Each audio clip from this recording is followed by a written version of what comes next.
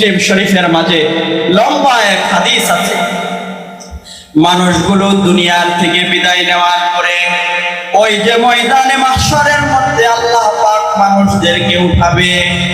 আল্লাহ সব মানুষদেরকে এক মাঠের মাঝে রাখবে। মাঠের মাঝে রাখার পরে আল্লাহ তাআলা কারো বিচার কার্য শুরু করবে না। মানুষগুলো কাঁদবে, মানুষগুলোর শরীর থেকে পাপ বেয়ে পড়তে থাকবে। আল্লাহর রাসূল বলেন, মানুষগুলো যেন খামের সাগরের মধ্যে হাবুডুবু করতেছে। বিচার কার্য এখনো শুরু করে নাই।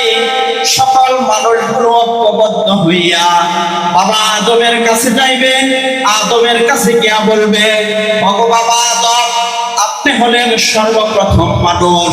আল্লাহ তাআলা আপনাকে দিয়া ফেরেশতাদেরকে সিজদা করাইলো। আপনি আমাদের আব্বা। এই যে আজকে মানুষগুলো ময়দানে মাহশরের মধ্যে এভাবে বিচলিত অবস্থায় আছে, জান্নাত আল্লাহর কাছে আপনি কি একটু সুপারিশ করেন না? বলেন না গো আল্লাহ, আমার সন্তানদের বিচার কার্য আপনি শুরু করেন।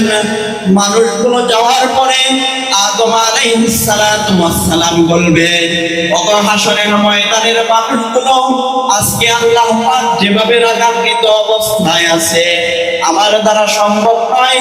আমি আল্লাহকে গিয়া বলতে পারবো না আল্লাহ বিচার কার্য শুরু করেন। ওই জানি কেন বিচার কার্য শুরু করতে পারবো না? একমাত্র কারণ হইল, আল্লাহ যদি আমাকে বলে তোমার সন্তানের বিচার কার্য করে করব, তুমি বলো ওই যে জান্নাতের মধ্যে আমি নিষেধ করেছিলাম ফল খাইতে, ওরে আদম তুমি কেন খাইলা? তোমার সেই হিসাব আমাকে দাও। এরপর তুমি আমাকে বলবা তোমার সন্তানদের বিচার কার্য শুরু করতে। আদম বলবে না, আজকে এটা আমার দ্বারা সম্ভব নয়। আজকে আল্লাহ পাক যে রাগান্বিত হইল, আল্লাহ তাআলা রাগান্বিত, আল্লাহর এই গুসা থামানোর জন্য হয়তো আজকে সম্ভব হবে যদি তোমরা পয়গম্বর ইব্রাহিমের কাছে যাও। কেন? ওই পয়গম্বর ইব্রাহিম উনি হইল খলিল। আল্লাহ তাআলা দুনিয়ার সকল মানুষের সাথে একরকম ফয়সালা করলেন, আর ইব্রাহিম আলাইহিস সালামের সাথে আল্লাহ তাআলা আরেক রকম ফয়সালা করলেন। দুনিয়ার মানুষের ফয়সালা কি? আগুনে হাত রাখবা, আগুন পুড়িয়ে ফেলবে। কিন্তু ইব্রাহিমের ক্ষেত্রে হইল এর ব্যতিক্রম। জার্জিস আলাইহিস সালাম একজন নবী ছিলেন। এই নবীকে তার উম্মতের লোকেরা আগুন দিয়া পুড়াইয়া তারে শহীদ করে ফেলল। ইব্রাহিম আলাইহিস সালাতু ওয়াস সালাম তাকে যখন আগুনের মধ্যে ফেলানো হইল, আল্লাহকে বলছিল, আল্লাহ যদি তুমি আমারে আগুনে ফেলাইয়া খুশি হও, আমি ইব্রাহিম তো খুশি, আমার এতে কোনো অসন্তুষ্টতা নাই। আল্লাহর কাছে কথাটা বড় চমৎকার লাগলো।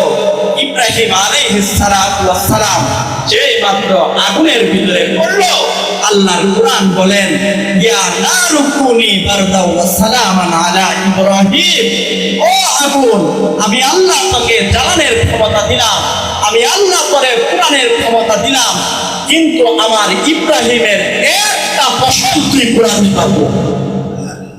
ইব্রাহিম আলাইহিস সালাতু ওয়াস সালাম যতদিন আগুনের ভিতরে ছিল, জান্নাত থেকে খাবার আসছে, পুরাটা আগুন বাহির দিক দিয়া ভিতর দিক দিয়া আল্লাহ তাআলা এটাকে একটা ফুলের বাগানে পরিণত।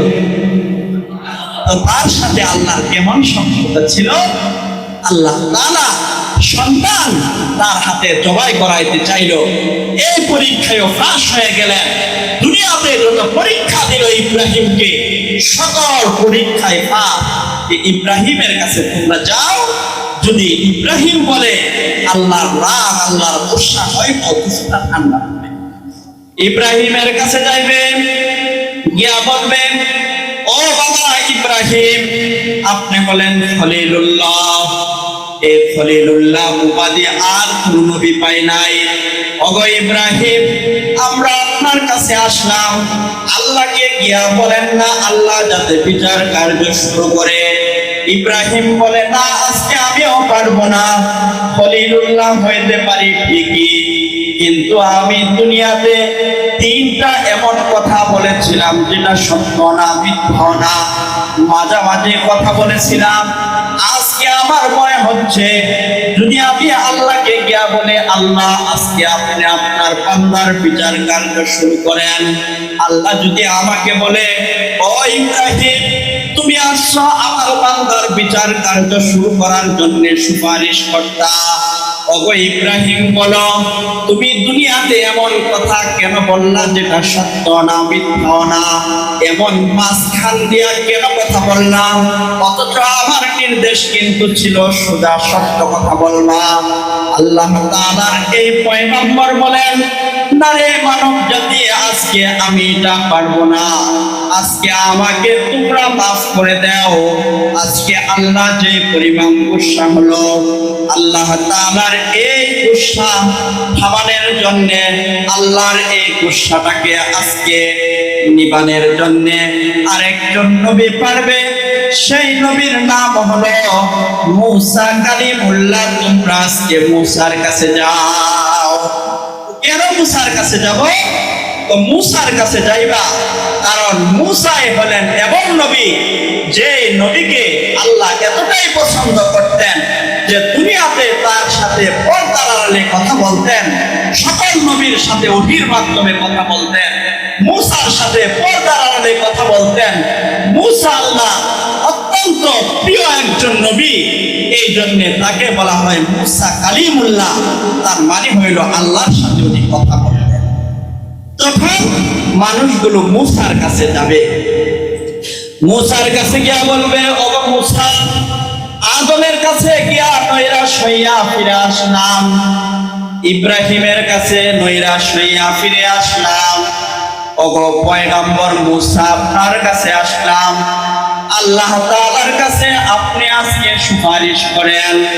মুসা বলবে, আমি কালিমুল্লাহ হতে পারি, তবে আমি দুনিয়াতে একটা মানুষকে শাসন করতে গিয়া মানুষ মেরে ফেলেছিলাম।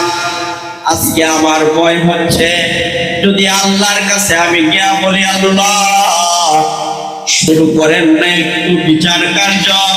আল্লাহ যদি বলে, ও মুসা, আমি আমার বান্দার বিচার কার্য করব পরে, বলো তুমি দুনিয়াতে আমার বান্দাকে তুমি কেন মারলা? দিয়েছিল একজন শাসন করতে গিয়া, তো ব্যতিক্রম হয়ে যায় মাঝে মাঝে।